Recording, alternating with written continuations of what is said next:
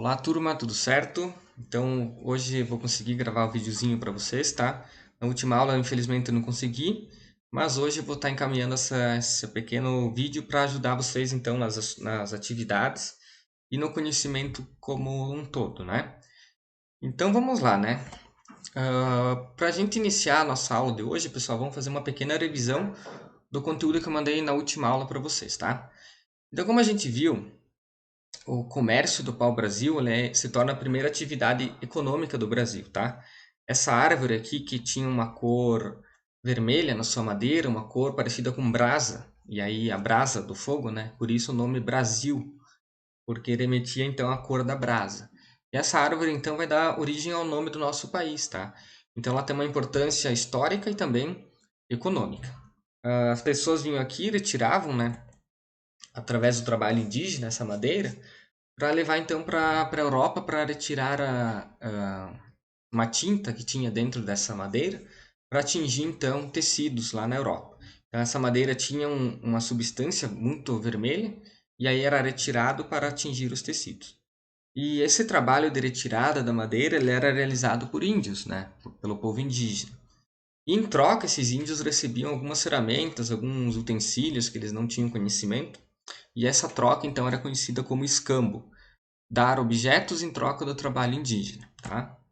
Nós vimos também que a Mata Atlântica, que tem esse nome porque fica aqui no litoral, né, próximo ao Oceano Atlântico, foi praticamente toda destruída nesse momento, né? De 1500 para agora, só sobrou 12% da Mata Atlântica original. E observem o nosso estado aqui, a Santa Catarina. Quanto que tinha, né? Era praticamente todo ele coberto por Mata Atlântica. E atualmente, então, são poucos vestígios, né, dessa mata nativa que existia aqui.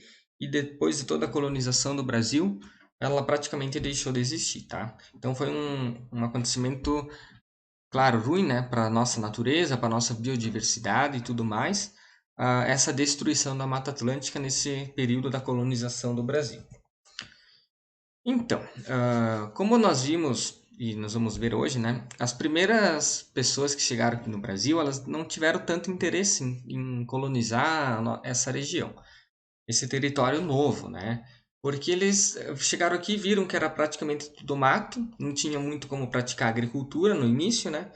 E de início eles não encontraram pedras preciosas, metais preciosos, que era uma das coisas que eles queriam, né? Ao chegar aqui no nosso território. Porém, outros países souberam que Portugal teria encontrado então territórios novos, né, aqui na América. E aí eles começaram a meio que querer vir aqui tomar essas terras de Portugal. Então Portugal faz o quê? Organiza, né, uma expedição colonizadora lá no ano de 1530, com a liderança de Martim Afonso de Souza, né? E aí eles vêm para o Brasil aqui para então iniciar a colonização do Brasil. Essas viagens elas eram difíceis, né? Como eu já falei para vocês em outros momentos, vocês viram também no conteúdo. Eram viagens longas, muito difíceis, né? Então só tinha os navios, né? As caravelas para chegar de Portugal para cá. E eram viagens aí que demoravam muitas vezes mais de 2 meses, né? Para chegarem aqui.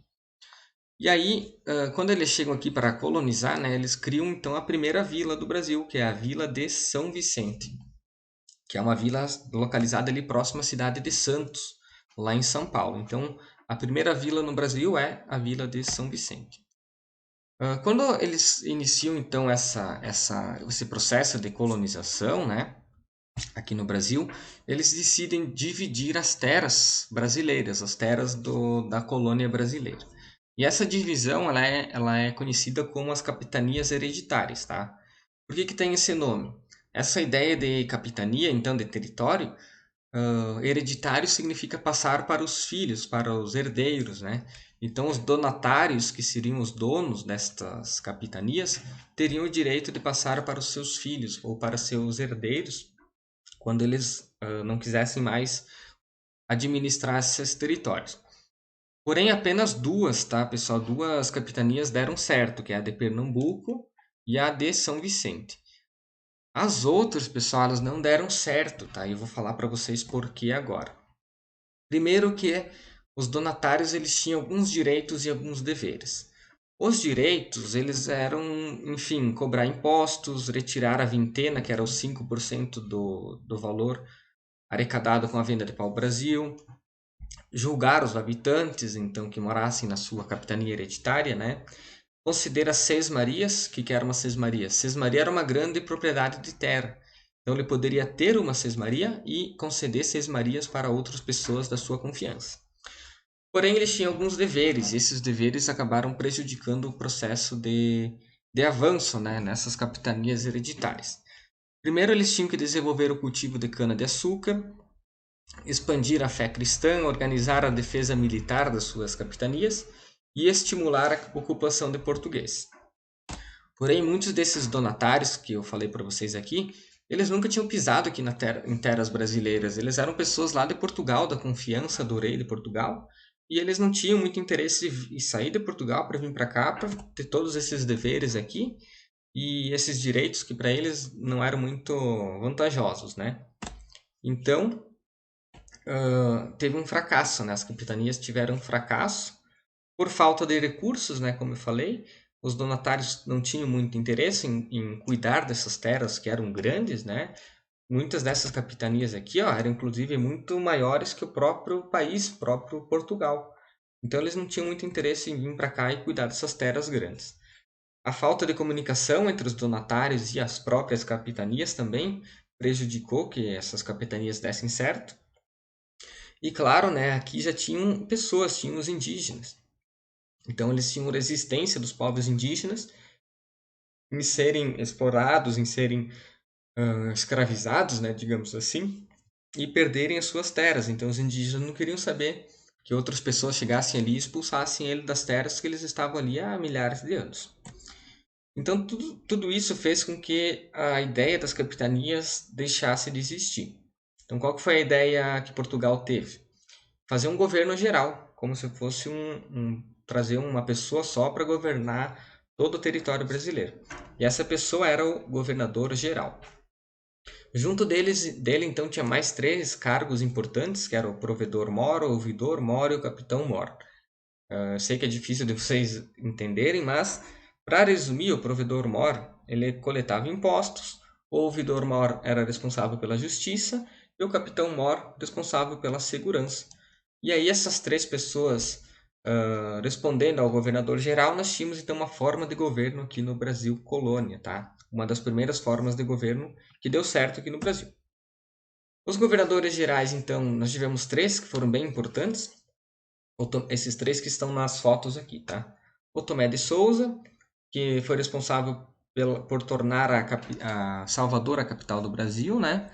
Duarte da Costa, que foi responsável por criar aí a Vila de São Paulo, que depois vai dar origem à grande cidade de São Paulo, que hoje é a maior cidade do Brasil.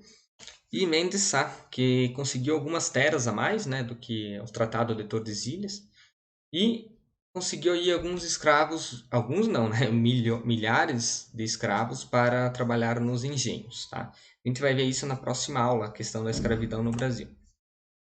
Outra coisa que foi criada foi as câmaras municipais, tá? Essas câmaras municipais foram criadas nas grandes cidades do Brasil, onde os homens bons, né, que eram considerados pessoas importantes, geralmente pessoas que vinham de Portugal, poderiam então se tornar líderes, né, dessas câmaras municipais. E eles decidiam então quando realizar obras públicas, quando deveriam criar e quais impostos serem criados. Eles definiam os salários a serem pagos às pessoas que trabalhavam ali nas câmaras municipais. E eles deveriam então garantir a conservação e a limpeza das ruas da cidade. Então, com as câmaras municipais, as cidades então começam a crescer, né, de uma forma mais organizada e cidades aí começam a ter aspectos de cidades portuguesas, tá? Então, as casas, a arquitetura, o formato das ruas, todas elas tentando ser imitadas, digamos assim, às cidades portuguesas, tá? A gente vai fazer uma pequena visita agora, pessoal, à Câmara Municipal de Salvador, que foi uma das primeiras câmaras municipais do Brasil, tá? Vamos lá. Então, pessoal, aqui a gente está na cidade de Salvador, tá? Olha aqui, tem até o estádio aí, a Fonte Nova, que foi um estádio que foi usado na Copa. É uma cidade muito grande, uma cidade Aqui tem até um forte que eu vou trabalhar com vocês nos próximos conteúdos, tá? Então é uma cidade bem bonita, histórica, né? E a gente vai conhecer então a Câmara Municipal. Vamos pegar aqui o ser humaninho. Vamos ver aqui um local que a gente possa estar vendo como que era e como que é, né, a Câmara Municipal até hoje, né? Ela ficou ali, preservada. Aqui é o centro histórico, ó, de Salvador. Aqui ao fundo o oceano, né? O elevador Lacerda, que é muito visitado, né? Um ponto turístico da cidade. E aqui então a Câmara Municipal, esse prédio aqui. Então a Câmara Municipal, aqui a Prefeitura. Olha só a arquitetura, né? Toda ela antiga, né? Então bem bonita. E essa então seria a primeira câmara, uma das primeiras câmaras municipais do Brasil, tá? Que é a Câmara Municipal de Salvador. E aqui dentro hoje tem um memorial, né? Um museu que conta toda a história. Esse centro histórico ele é do período colonial, então é um local bem bonito. E claro, a gente não tem talvez condições de visitar, a gente consegue visitar pela internet, né? Então vamos lá, vamos voltar para nossa aula. Pessoal, então era isso, né? A gente retorna aqui só para me despedir de vocês desse vídeo. Foi um vídeo curtinho, mas espero que ajude vocês aí nas atividades, né? E que vocês digitei errado até aqui, mas tudo bem. Vocês tenham facilidade então em realizar as atividades. Se tiver dúvida, vocês me procurem. Não fiquem com dúvidas, né? E por hoje era isso. Se cuidem, tá? Até a próxima aula e aquele abraço.